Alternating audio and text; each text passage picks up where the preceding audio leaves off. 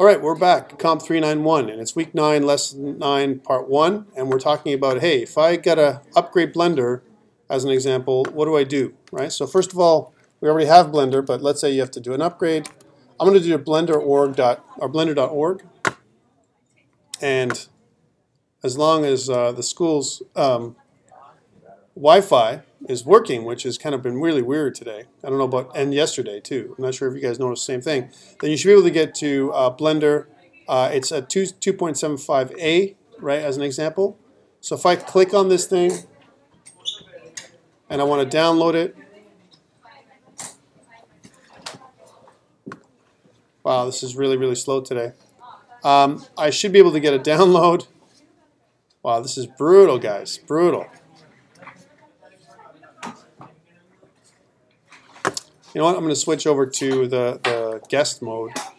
I find that might be a little bit faster than the secure mode. Let's see. I've had a little bit of trouble with secure lately for whatever reason. I'm not sure why. Okay, so let's go into, I'm going to get my version is for Mac OS. Yours would probably be for Windows. You know, you download it again, right? So this is the second time we're doing this kind of thing, right? So here I am, I'm downloading Blender for Mac. Right? And the reason I'm talking about this is because Blender occasionally comes up with an upgrade, right? So if you're working with Blender on a regular basis, you want to keep up to date. And there's some really cool updates that Blender's got over the last little while, especially for game and some other things. They've tightened up some scripting. They've got some bug fixes that come into play, and they've made it a little bit more stable, actually. Whenever you go into Blender, one thing to also note, if I'm going to go into just the Blender release, they talk about, you know, what's in the latest release. Like, you know, hey, if I want to look at Blender 2.75 as an example, they have a bunch of videos they have available. They talk about the new things that Blender 2.75 has. For example, multi-view and stereo 3D. They do more stuff with cycles render, which we haven't really talked about. They increase the user interface when it comes to previewing files when you open files up with Blender. Additional things for sculpting and painting, animation sequencing. They've improved the game engine, so lots of little improvements for Blender 2.75, and that's why I'm bringing it up, because I think it's a good, worthwhile download, right? As opposed to what it was before. So if you notice, mine's still going, you know, because it's 122 megs. Typically 122 megs, we would laugh. We'd go, ha ha ha, 122 megs. It should be done, right? But here at the school today, for whatever reason, and yesterday, we've had all kinds of lovely wireless interruptions that have slowed us down significantly. So yeah, so as soon as this is done downloading, then I will install it, and I'll show you on the Mac side and on the Windows side, it's the same thing.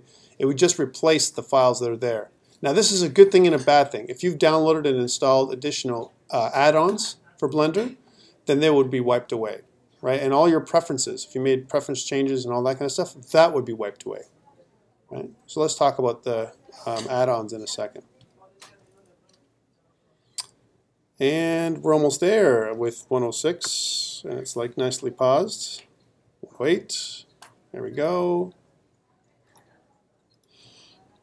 So again, we're going to be focusing on, I want to focusing on scoring today. So how do we do a scoreboard? How do we do a HUD?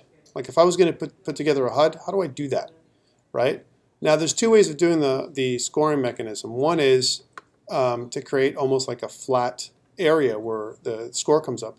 The other thing is to put the score in and around the camera, which is kind of a trick again, right? Let's talk about that. Okay, so I've got Blender. I just downloaded the latest version. I'm going to go into my downloads here for a second. And what I'm going to do is I'm going to kick it off here. So let's check this out. Alright, so here's Blender. Erase my download, and if you notice, it comes with all the files. And this is the exact same thing that I would get if I had, if I wanted to include Blender. So if I put this in applications, it's going to ask me, do I want to replace? I already have a Blender version. It already exists. I want to replace for the Mac. On the PC, it'd be very similar. You'd run the installer, and then it would replace the files, which I recommend you do. Okay, so now let's check it out. So I'm going to go back to Design, and for me on the Blender link, I'm going to have my latest version of Blender, which looks like this, 2.75a. All right. So some additional features, like we talked about, have come out, and it's a good, worthwhile upgrade. Okay, so I'm here in Blender, and if you guys have updated, or if you're in the process of updating, you can certainly follow along for a second. So I want to make this scoring mechanism, and of course, to make the scoring mechanism work, we need a couple of things. We need some kind of text that changes, right? We want to modify the text value, or modify something that happens. That's the one thing we're going to do. But we also need some logic bricks involved if we want to make the score happen. So an example would be, I'm going to move my I'm going to make a couple of objects here very quickly. This is going to be my object that I'm going to be able to move forward and back, left and right, right? And I'm going to create the logic bricks very quickly by creating a section down here where I'm going to do it. I'm going to change this bottom section, which normally is used for animation. We're going to change this to a logic bricks section, a logic editor. Okay, so all I've done is bring this up. I'm going to go down to the left-hand side, and I'm going to hit logic editor. Now it gives me the logic bricks. Okay, and it's the logic bricks for this particular object, right? So that's the first change I'm going to make. The next change is I'm going to switch to Blender game mode, right? Because I need to do that. I'm going to kind of scroll across here, open this window up a little bit more, and I'm going to go into our materials. Again, as a refresher, materials, think of them as coating, creating a coating around the object, right? So here's our object. I'm going to make a coating around the object. Let's make it green, just to make it normal, like how I normally do it, just to give it some little bit of life. And I don't mind, I'll leave the specularity on for this time around, who cares, right? I'm also going to change my object's name from cube to player, just for this example. So here's player, right? And I'm going to change the orientation. When we make games in Blender, we want to change the orientation, so I guess the X arrow is this way and the Y arrow is up, just so we have the right orientation. You could also make it from a perspective view, but I definitely want to start with this kind of view. So if you match your screen to mine, we're good to go. That's the first thing. Okay, next I want to add in a plane. So let's go Shift A, and I'm going to add in a plane. And again, it's going to appear in the 0 point, in the center point where the cursor is going to be, right? My three-dimensional cursor. And I'm going to expand this. I'm going to click S for scale, and I'm going to scale this plane so that at least it's the size of my grid, approximately. Again, this is just going to be a playing field, if you will.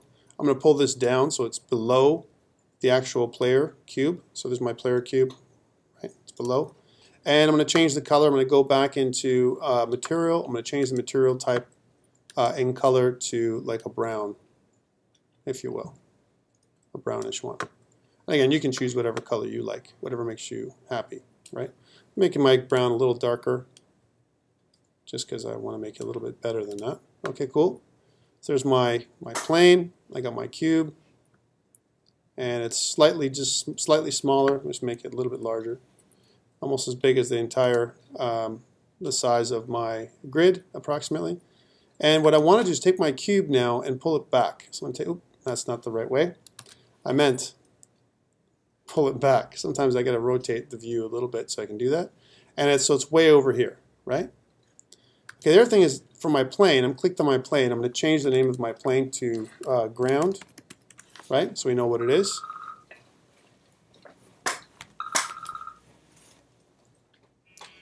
And I have to take this important call. Guys, I'm going to have to pause. I apologize.